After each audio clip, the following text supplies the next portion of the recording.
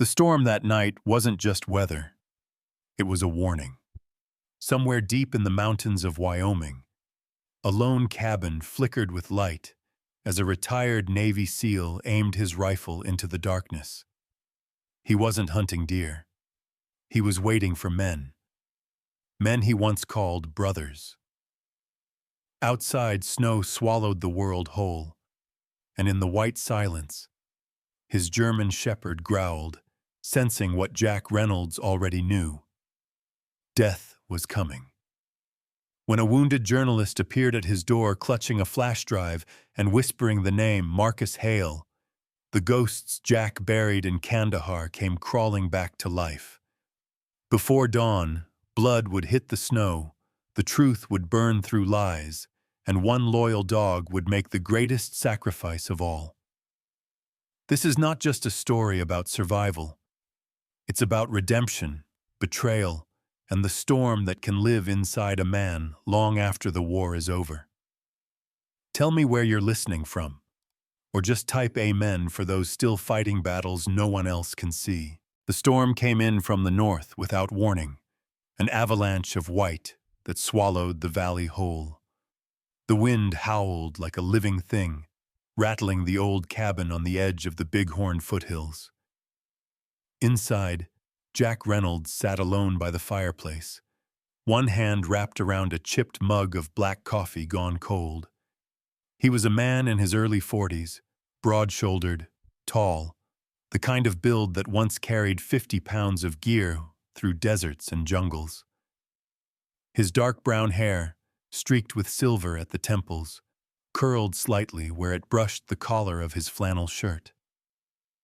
A faint scar traced his left jawline, the souvenir of an explosion in Kandahar that ended his SEAL career. His eyes were a pale gray, distant and guarded, the eyes of someone who had seen too much and trusted too little. The cabin was quiet except for the low crackle of fire and the rhythmic ticking of the old wall clock. Outside, the snow battered the window panes. Shadow, his German shepherd, lifted his head from where he lay near the hearth. The dog was 6 years old, large and athletic, with thick gray-black fur and intelligent amber eyes that never missed a movement. His ears twitched. Jack noticed it too, a low vibration in the air, the way the wind had changed pitch. Then the bark came, a sharp, guttural warning that tore through the storm.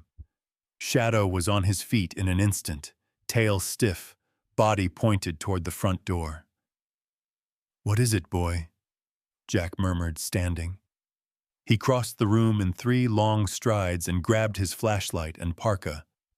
The temperature outside hit like a punch. The wind stole his breath as soon as he opened the door.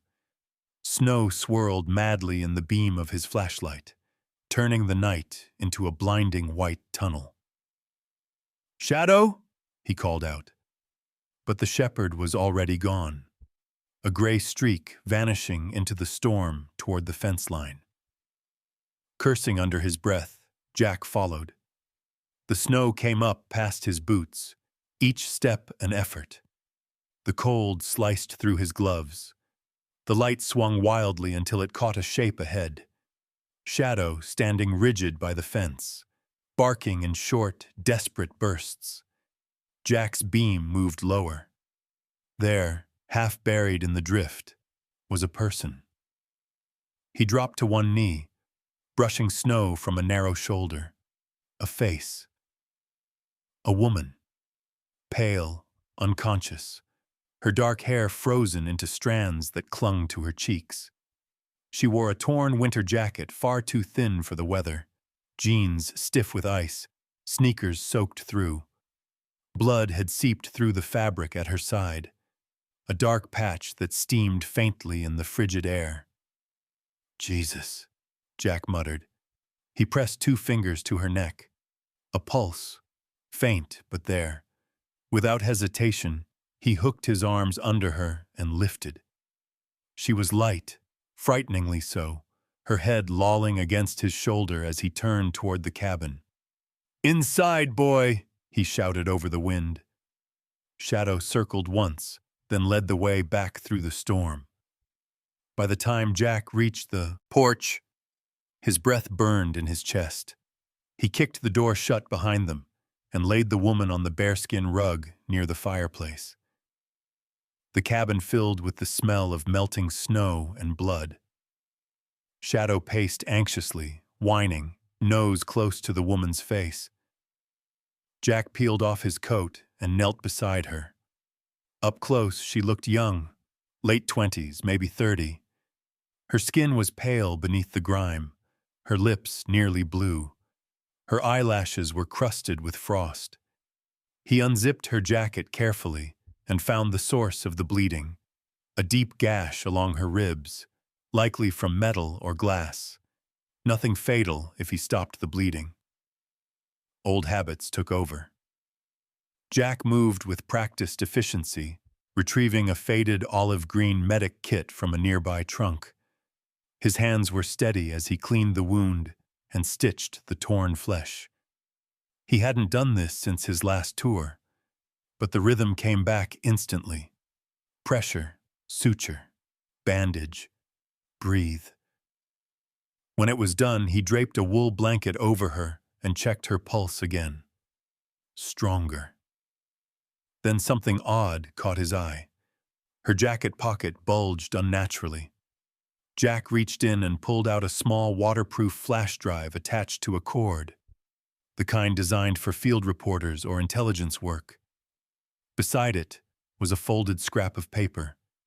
He unfolded it, his name scrawled in block letters across the page. Jack Reynolds. He froze. The room seemed to shrink around him. "Who the hell are you?" he whispered, staring at the unconscious woman.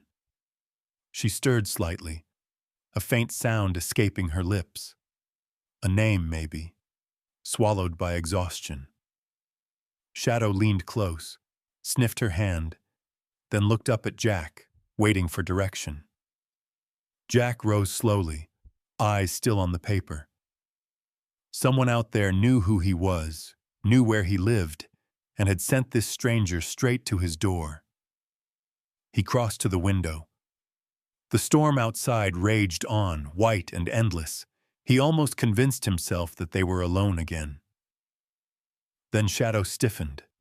A low growl rolled from the dog's chest. "What is it now?" Jack whispered, stepping closer to the window. He reached up and snuffed the kerosene lamp, plunging the cabin into darkness except for the dying glow of the fire. Through the swirling snow, a light flickered, two beams cutting through the night. Headlights. A vehicle maybe a mile away, moving slow across the ridge road. Jack's stomach knotted. The only people who came this far up the mountain were hunters, locals, or trouble. The headlights vanished as suddenly as they'd appeared. He stood in the dark for a long time, listening to the storm, to the faint crackle of the fire, to the slow breathing of the woman on his floor. Shadow stayed by the window, still, his ears pricked forward. Jack finally exhaled. "All right, boy," he said quietly. "We wait till morning. Then we figure out who she is, and who the hell just found us." Outside, the blizzard howled against the walls, erasing the world beyond the cabin. But inside, something heavier than the storm had taken root. The unmistakable feeling that the silence he had built his life around was about to be broken forever. The morning came slow and gray, heavy with snow that refused to stop falling. The storm had eased, but the world outside was still buried in silence. Jack stood by the window, the fire behind him casting long orange shadows on the log walls. His breath fogged the cold glass as he watched the white wasteland that had once been his yard. The truck-sized drifts glittered under the dim light. No movement, no sound. Behind him, the woman stirred. She let out a soft groan, her eyelids fluttering open to meet the unfamiliar ceiling beams above. For a second, panic crossed her face, that wide-eyed, animal kind of fear that comes from waking up somewhere you don't remember. Jack turned. "Easy," he said, his voice gravelly from years of smoke and silence. "You're safe. You're at my place." The woman struggled to sit up. Her hair, dark chestnut, tangled and still damp from melted snow, fell into her face. Jack moved closer, offering an arm, but she flinched instinctively. "Who are you?" she asked, voice hoarse, throat dry. "Name's Jack Reynolds," he said simply. "Found you half dead near my fence last night. You lost a lot of blood." She blinked, confusion giving way to dawning memory. "The fence. There was a light," she gasped, clutching her side. The blanket slipped, revealing the bandage Jack had wrapped tight around her ribs. "You got torn up on something sharp," he explained. "You'll live, but take it slow." Her gaze shifted to the fire, then to the dog lying by it. Shadow lifted his head, watching her with calm intelligence, his tail thumping once against the rug. "That's Shadow," Jack said. "He's the one who found you." She looked at the German shepherd for a long moment. "He saved my life," she whispered. Jack gave a brief nod. "He's good at that." She turned back to him, studying him as if trying to measure what kind of man she'd been rescued by. Jack looked like he'd been built from the same wood as the cabin, solid, weathered, quiet. His face was lined, not from age, but from years of carrying ghosts. "I'm Claire," she finally said. "Claire Morrison." The name meant nothing to him. "All right, Claire. You mind telling me why there's a flash drive with my name in your pocket?" Her lips parted, but no sound came. Then, after a long pause, she said quietly, "You were in the Navy, right? SEAL team?" Jack's stomach tightened. "How would you know that?" "Because I've been trying to find someone like you for weeks," she said, her voice trembling now. "Someone I could trust." He didn't like where this was going. "Keep talking." Claire took a deep breath. "I'm a journalist. Investigative. I worked for the Denver Herald. My last story was about a company called North Point Energy." Jack frowned. "They run the refinery up near Gillette, right?" "Yes," she said. "And 2 months ago, there was an explosion at their chemical facility outside Casper. They said it was an accident, a gas leak, but it wasn't. It was negligence. Dozens of workers died. I have proof they covered it up." Jack's jaw tightened. "That's what's on the drive?" Claire nodded. "Video files, internal emails, test results. Everything. A man inside the company sent them to me. He said he couldn't live with the lies anymore." "Who's the man?" "Ethan Ward," she said softly. "He's an engineer. Smart, quiet, maybe mid-30s. Sandy hair, wears glasses. He disappeared 3 days after sending me the data. I think they killed him." Jack rubbed a hand over his stubbled jaw. "And now they're after you." "Yes," she said, her voice cracking. "They have a private security group, Black Ridge Security, ex-military, ex-agency types. They found me in Casper. I ran. They followed. I thought I lost them when the storm hit, but—" Her eyes flicked toward the window. "They'll keep looking." Jack walked to the table, grabbed the old landline phone and held it to his ear. Nothing. Just static. He tried his cell next. No signal. "Figures," he muttered.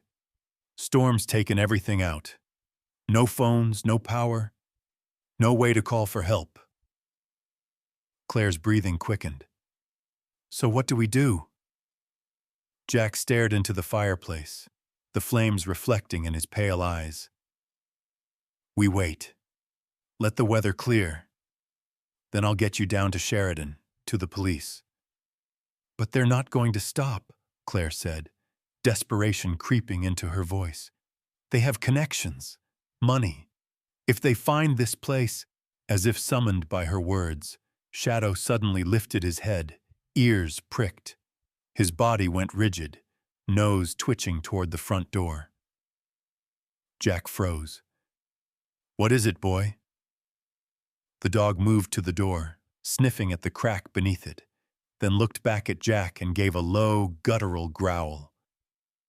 Jack crossed the room, peered through the narrow window slit. Outside, visibility was poor, just swirling white, but something darker moved against it. Not wind. A shape. A person, maybe 50 yards from the fence line. Then gone.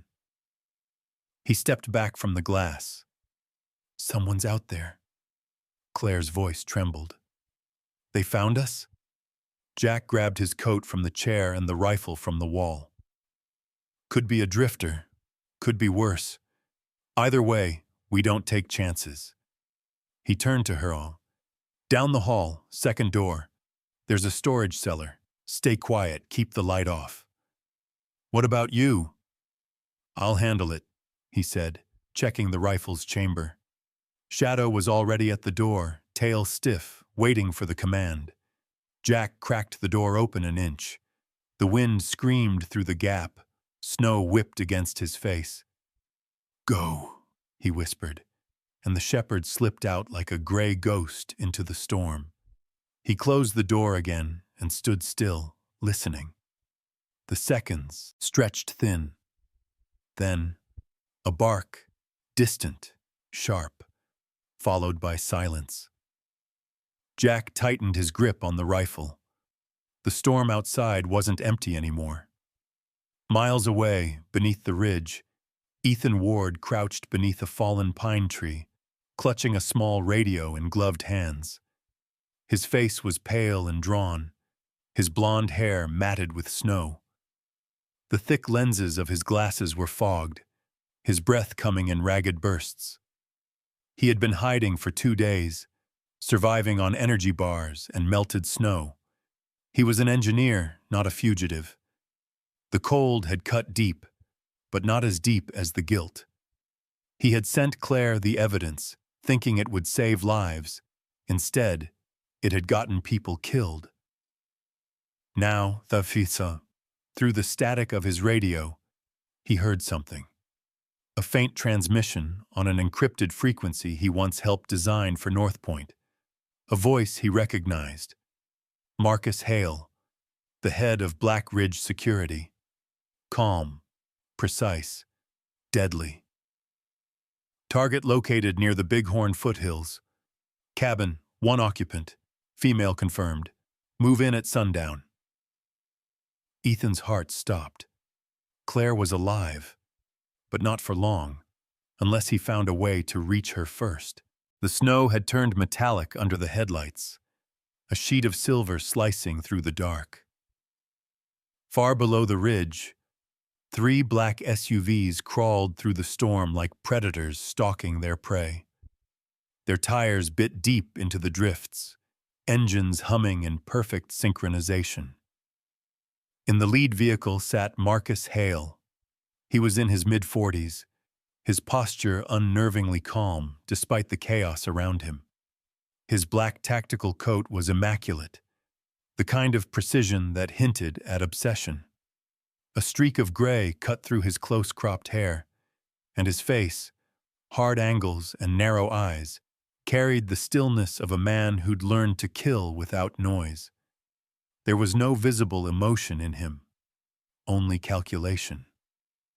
Once Marcus had worked for the CIA, but a mission gone wrong in Fallujah, where 2 civilians had died during an operation, had ended his official career. He'd walked away without remorse, convinced that bureaucracy punished efficiency. Black Ridge Security had been his creation, a company of ghosts who did the government's dirty work for private pay.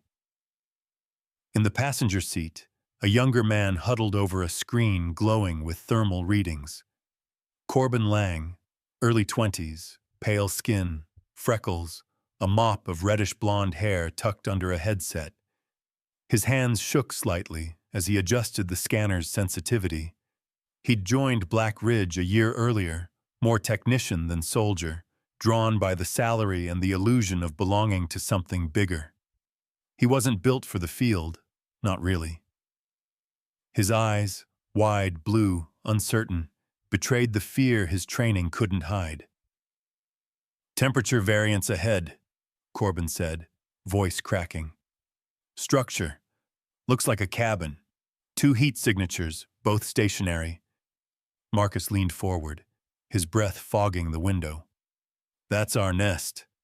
He smiled faintly, a thin, cold gesture. "Let's wake the birds." The convoy stopped 100 yards from the tree line. The engines cut out one by one. Silence fell, save for the wind's constant moan. Marcus stepped into the snow, unbothered by the cold. His boots made deliberate, quiet crunches. He turned to the 2 men behind him, Riker and Nash, both veterans, both broad-shouldered shadows beneath their hoods.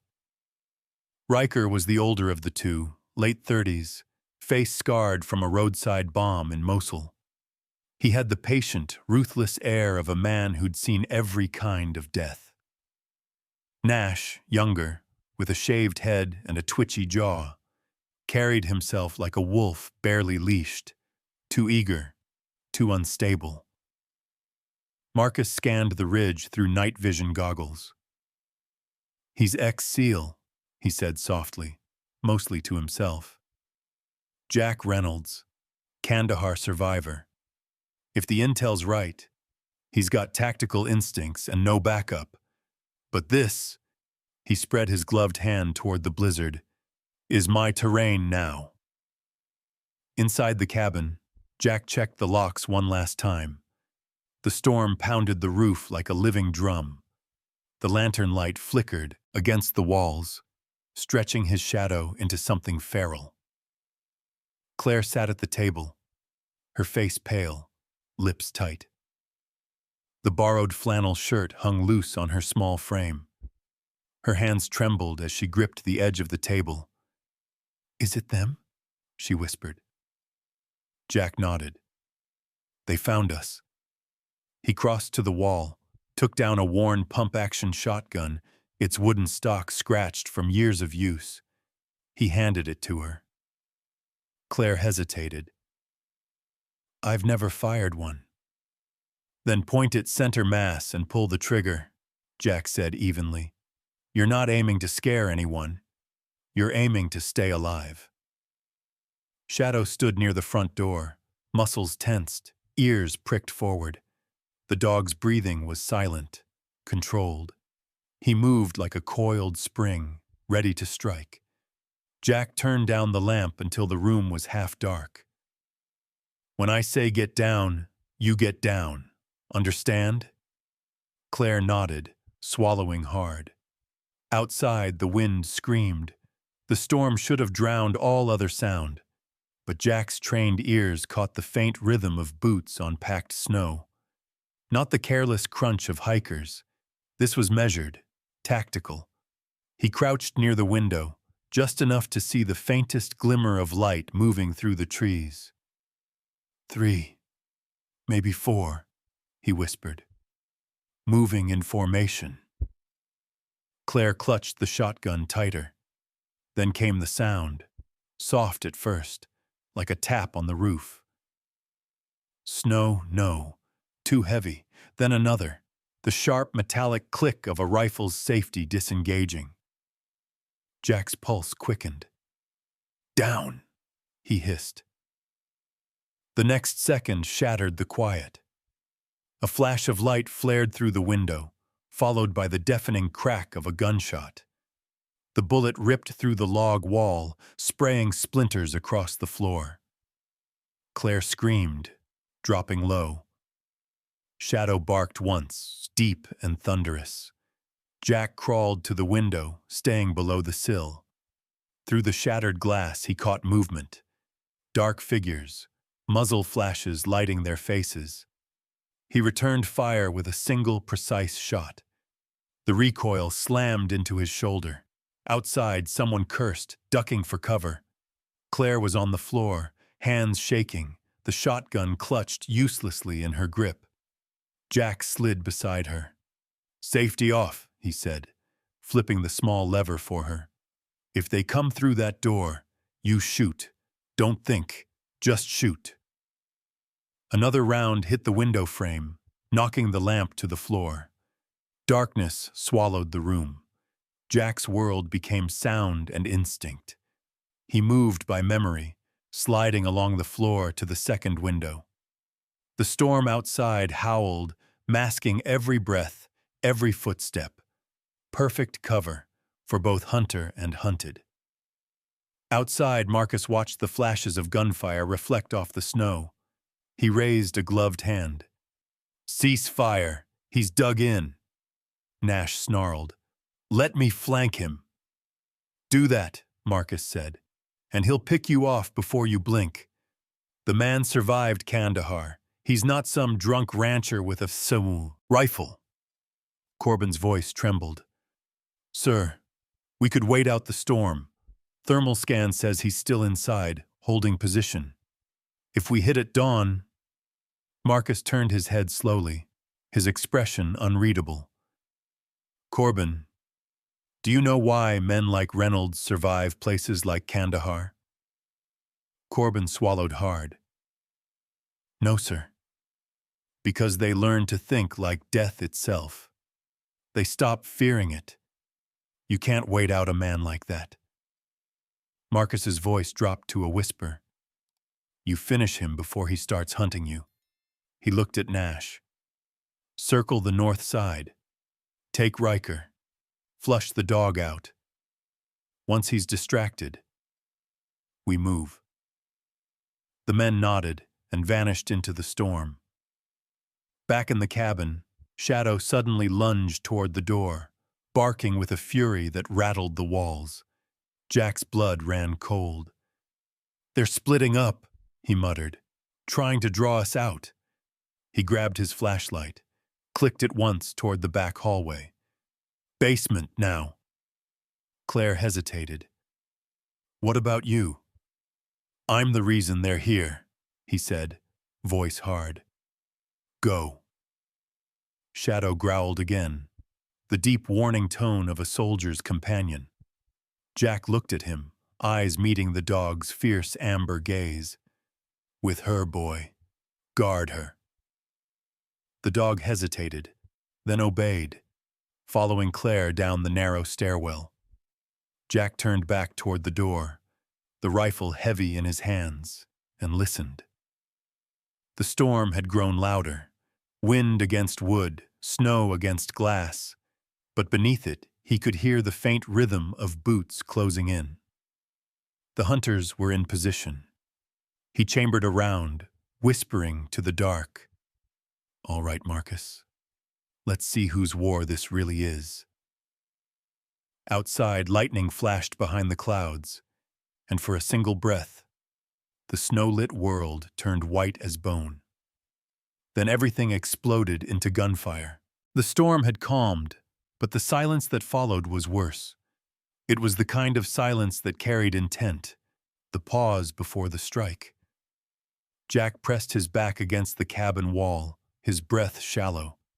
Smoke from the shattered lantern hung low, mixing with the sharp tang of gunpowder.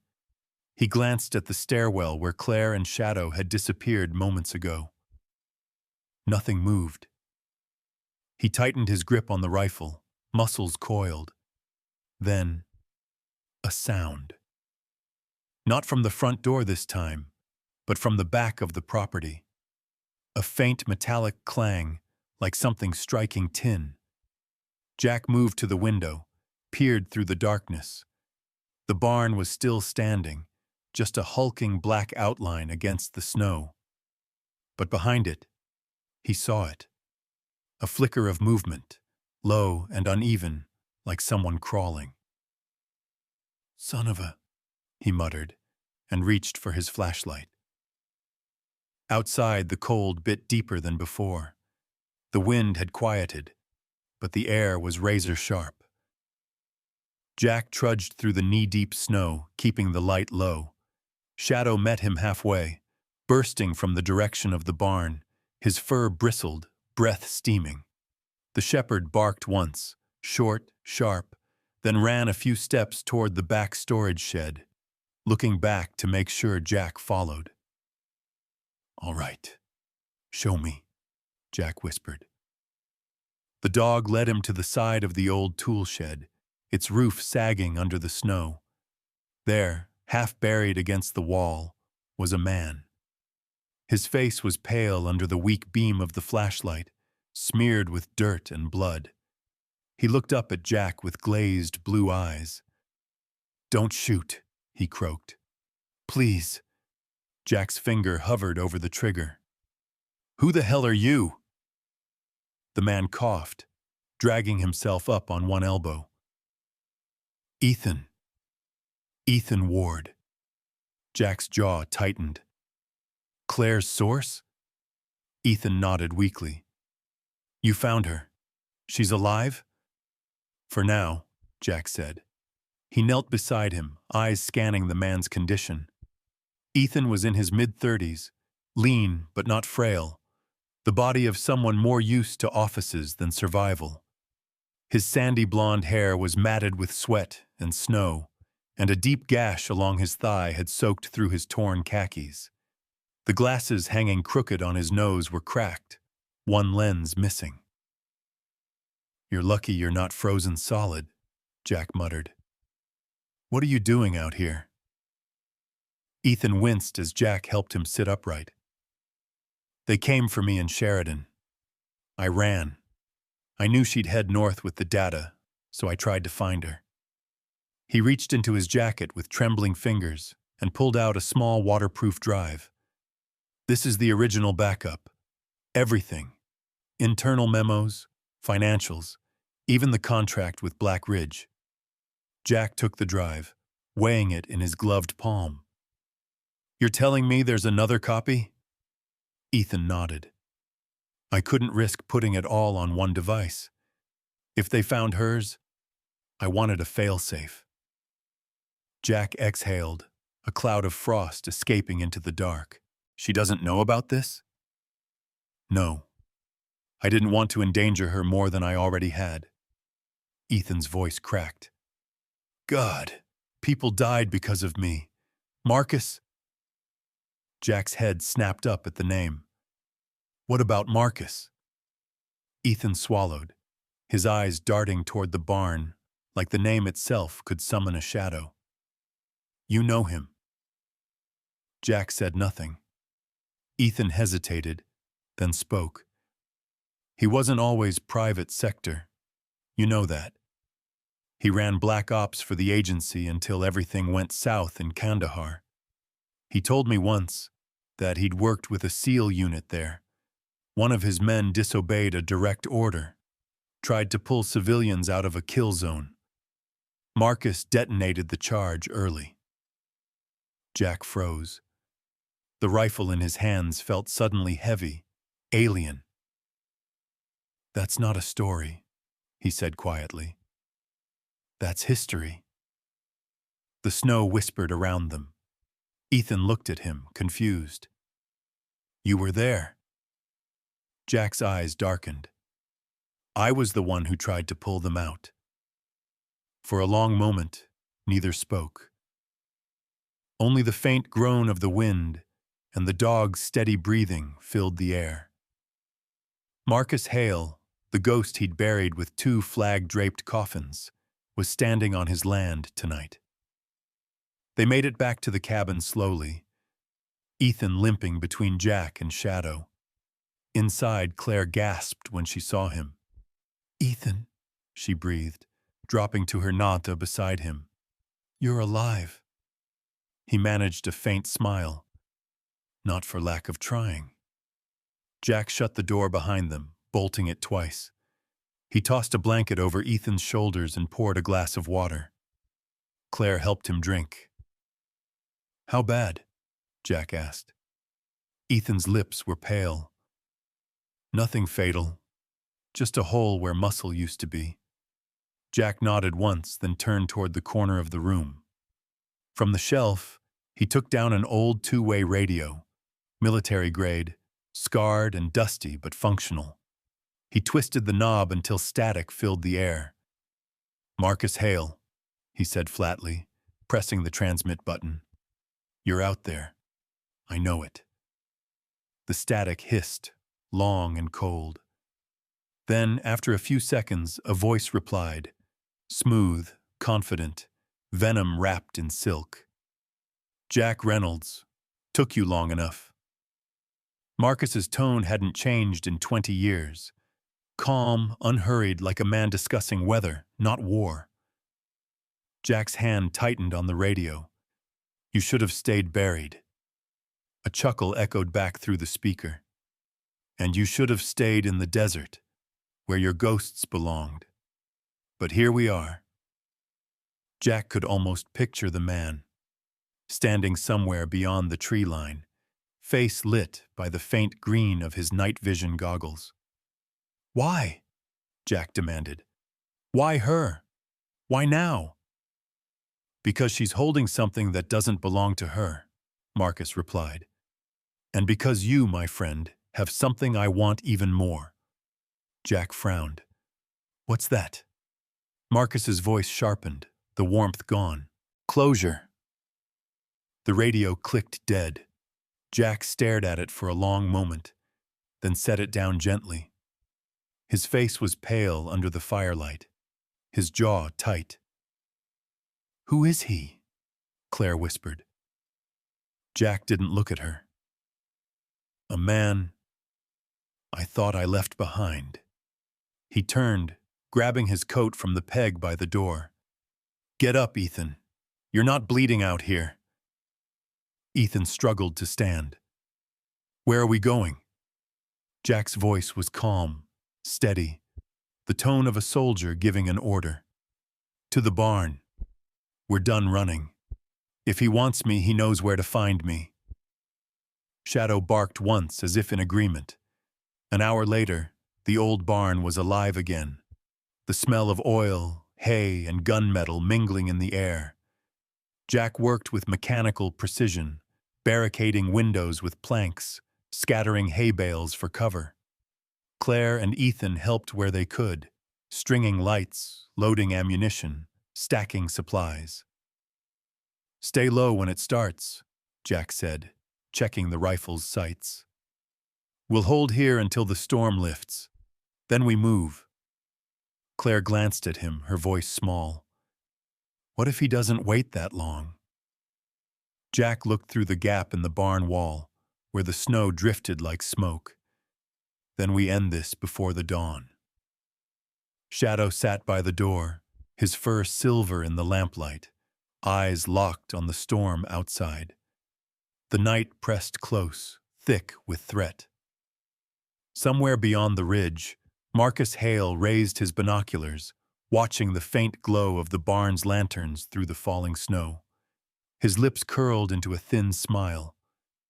"No more running, then," he murmured. "Good. Let's finish what we started." The wind screamed again that night, the kind that tore through bones and memory alike.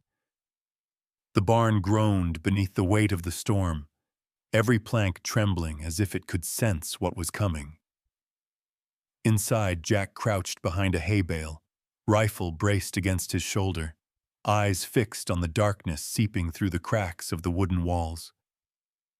His heartbeat synced with the storm, steady, relentless, waiting for the break. Claire sat beside Ethan, pressing a strip of torn cloth against his shoulder wound. He had been grazed earlier, blood darkening his gray shirt. His face, pale beneath the lamplight, still carried the calm of an engineer trying to fix a machine that was beyond repair. "You shouldn't be moving," she whispered. Ethan smiled faintly, his voice thin. "I've spent too long hiding. Not tonight." Shadow prowled between them and the doors, his black-gray fur slick with melted snow. His amber eyes reflected the flicker of the single lantern like twin flames. The dog didn't bark now. He was past warning. He waited, every muscle taut. Jack glanced up at the rafters. A thin wire ran along the wall toward the metal trough near the entrance. His makeshift trap. A car battery hummed faintly nearby. He'd spent the last hour setting it all, turning the barn into a killing ground.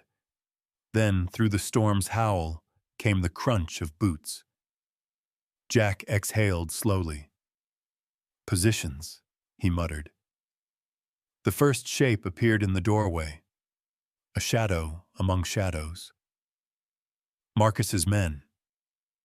There were 4 of them now, the storm having separated the rest. They moved with the confidence of trained killers, sweeping corners, weapons raised. The lead man, Riker, stepped through first. His scarred face gleamed with sweat under the night vision goggles. He scanned the interior, saw the faint glimmer of light from the lantern, and gestured forward. Another man followed, Nash, jittery, mouth twitching, the storm amplifying his nerves. Jack waited until their boots crossed the wire. He flipped the switch. The flash was instant, white, blinding. Electricity screamed through the metal trough, and Nash went rigid, his body convulsing before collapsing in the straw. Riker turned, shouting, but the noise was lost in the storm as Jack fired once. The bullet struck clean through the man's chest. He fell without sound. Chaos erupted, the barn filled with gunfire, wood splintering, hay igniting under the sparks. Claire screamed and pulled Ethan down. Shadow lunged forward, dodging between burning hay bales, growling, forcing one of the intruders back toward the door. Outside, Marcus watched the light flicker through the storm. He lowered his binoculars, his jaw tightening. "He's still thinking like a soldier," he muttered to himself. "But this time, there's no team to save him." He moved in alone. Marcus Hale entered the barn with the quiet assurance of a man stepping onto familiar ground. His coat billowed slightly in the wind, revealing the pistol holstered at his thigh. His expression was calm, almost bored, though his blue-gray eyes glimmered with something close to nostalgia. "Jack," he called over the gunfire. "Always building traps. You were the cautious one." Jack ducked behind a support beam, reloading. "You always preferred the easy kill," he shouted back. Marcus's lips curved. "Efficiency, not preference." He walked forward, boots crunching over straw and glass. "You never understood that the mission was never about saving people. It was about control." Jack stepped into view, rifle raised. The 2 men stared at each other through the drifting smoke and flame. 2 remnants of the same war, molded by the same dirt, but carved into opposite shapes. "You killed them," Jack said quietly. "My team. You pulled the trigger." Marcus tilted his head, as if recalling an old photograph. "Collateral damage. You broke protocol. They paid for your weakness." Rage flared hot in Jack's chest, but he didn't fire. Not yet. "You think that was strength?" "I think surviving is strength," Marcus replied, his tone icy. "And I've survived everything, haven't I?" Before Jack could answer, Shadow burst from the shadows, slamming into Marcus's arm. The gun went off, echoing through the barn. Claire cried out. Ethan dragged her behind cover, his injured arm shaking. Marcus kicked the dog away and raised his weapon again. But Shadow was faster, lunging once more, teeth sinking into the man's sleeve. "Shadow!" Jack shouted, running forward. Marcus twisted, aiming downward. The muzzle flared. The shot struck Shadow in the neck, The dog released his grip with a strangled yelp and collapsed beside the hay. Something inside Jack broke. He fired twice, 2 controlled shots. The first hit Marcus in the shoulder, spinning him back. The second tore through his leg, dropping him to one knee. The older man laughed, breathless, the sound eerie and raw. "You should have killed me in Kandahar," he hissed. Jack walked closer, the firelight dancing across his face. "I thought burying you there was enough." He swung the rifle butt hard. The impact sent Marcus sprawling into the dirt. The gun clattered from his hand. Jack pointed the muzzle at him, breathing ragged. Marcus's smile didn't fade. "You can't kill me," he said. "Not after all this. You need me alive, to make it mean something." For a heartbeat, Jack hesitated. Outside, the storm roared louder, a chorus of wind and memory. Then he lowered the rifle. "You're right," he said. "You're not worth another bullet." He turned away, crouching beside Shadow. The dog's chest rose faintly, eyes half open. Jack pressed a trembling hand against the wound, whispering, "Stay with me, boy. You're all right. You're all right." Behind him, Marcus stirred, reaching for his fallen pistol. But a single gunshot cracked through the barn. Not from Jack's weapon, but from behind. Claire stood at the far corner, both hands gripping the revolver Jack had given her earlier. Smoke curled from the barrel. Her face was pale, eyes wide but steady. "He was going to shoot you," she said, voice trembling.